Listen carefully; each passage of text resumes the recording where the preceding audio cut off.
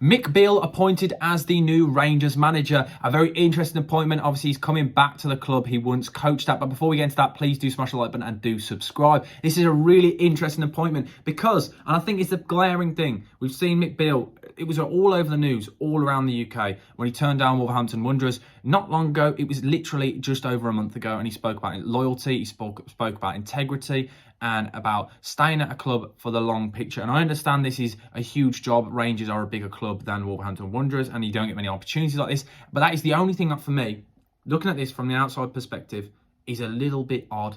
And I understand he obviously is going to take the job, but it just doesn't look great for him personally. I think it's just a sour ending and note on a potentially Premier League football for a club like QPR that was absolutely huge for them. And that's my only thing I just wanted to get out there. And I want to know your thoughts, by the way. Let me know in the comment section below. Do you think that affects the way you look at him potentially as a manager and as the appointment? What are your thoughts, as I said?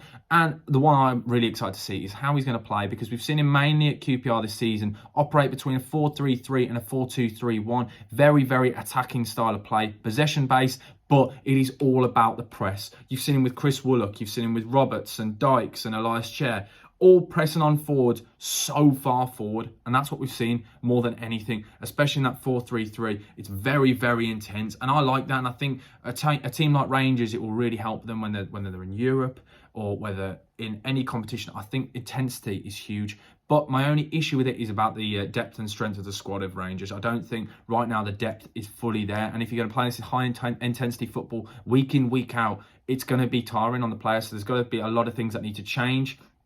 A lot of things that we talk about with him. It's all about keeping the ball moving. It's not long ball. It's all about on the floor. It's a nice, attractive style of play. And this guy, we know, obviously his time at Rangers, and he can have a very good influence on the squad. We know about his coaching. And the one thing he's to be honest, sort of as a manager, he's spoken about as one of the up-and-coming best managers in the UK. We see so many people talk about him and other managers talking about his influence and things like that. So it's really interesting to see how it works. I really like as well the high line he plays. It's all about the offside trap. It's to compress the opposition into their own half, to force them into mistakes or to force them into the long ball. And I think it's going to really help Rangers. And I'm really excited to see, because we've seen mainly at QPR, he's been focusing on using Chris Woollock or Elias Chair down that left-hand side. So I'm excited to see how Ryan Kent's going to maybe even work out in this system, because he's the kind of player that we want him to hit the heights that he once did. But overall, what are your thoughts? I think it's a great appointment. As we've said, he's spoken about how he wants to manage at international levels. Ajax,